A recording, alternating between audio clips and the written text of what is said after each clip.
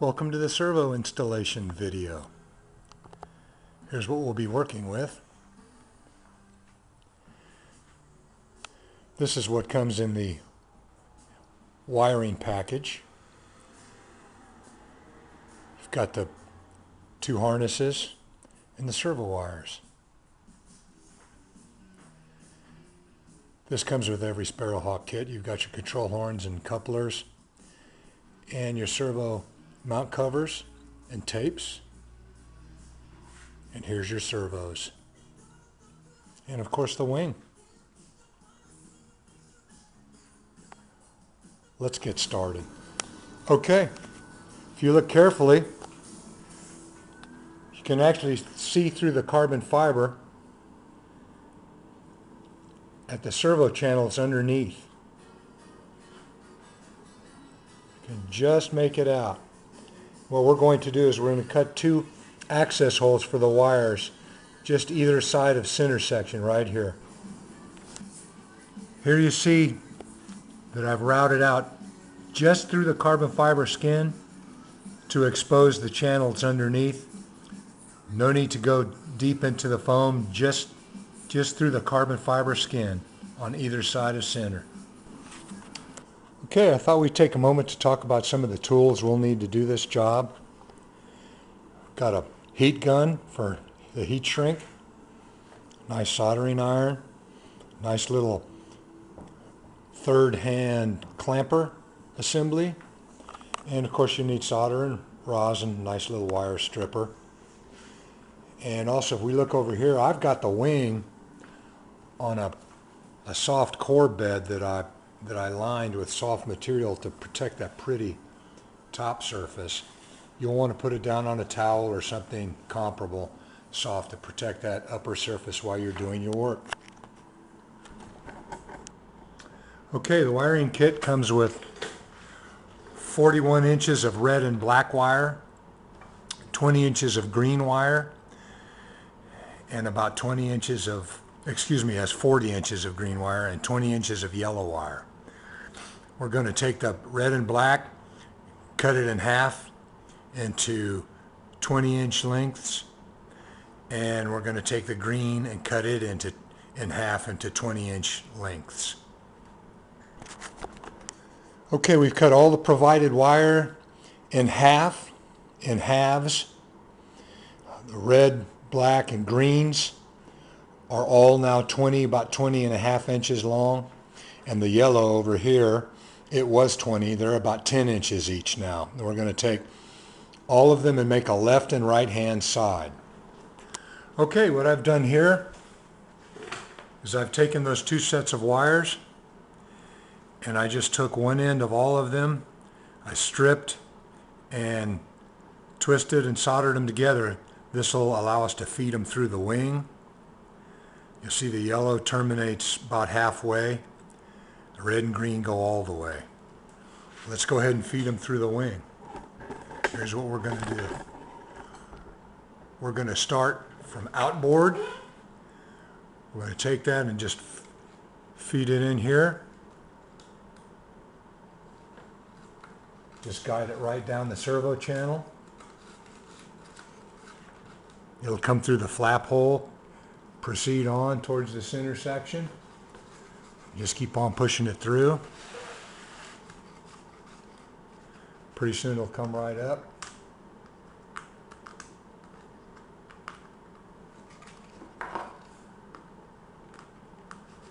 And just pull it out. There it is. You've got your yellow wire here terminating right there for the flap signal, and you've got your green wire here for the aileron signal, and it'll be a common ground and power lead in both of them. And what we're going to do, you'll see in a minute, we're going to take this set of red and black and splice into them for the flap servos. And then we'll go ahead and take our harnesses and solder those leads onto the ends. Okay.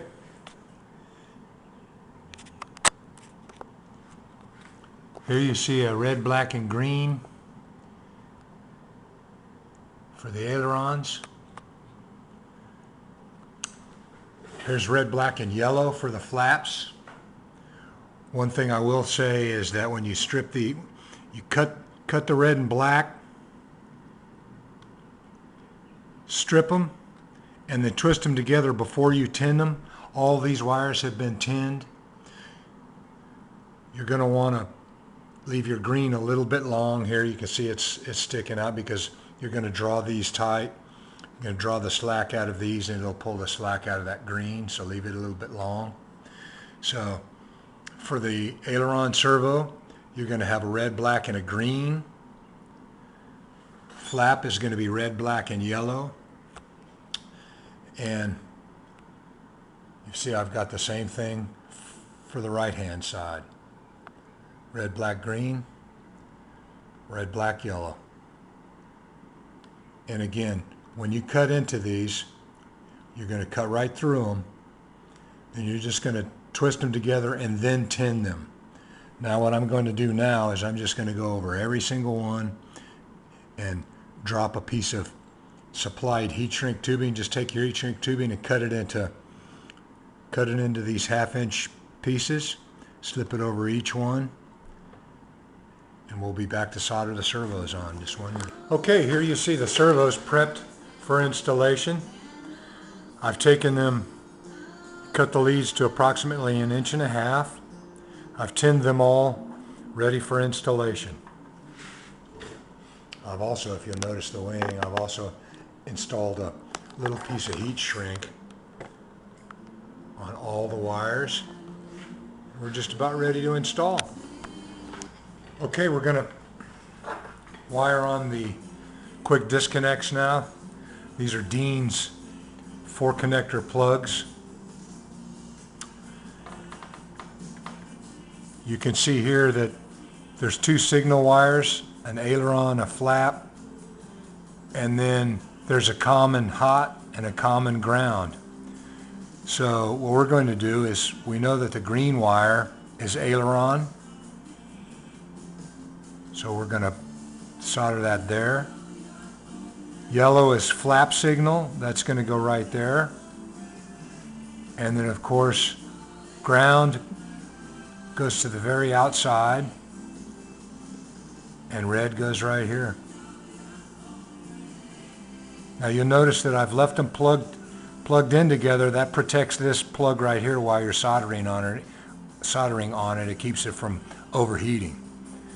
Also, don't forget to slip your heat shrink over these wires before you put them on. So this will be green, yellow, red, and black. Okay, you can see I have hooked up the servos. We've got an aileron servo, flap servo. Harnesses are wired in.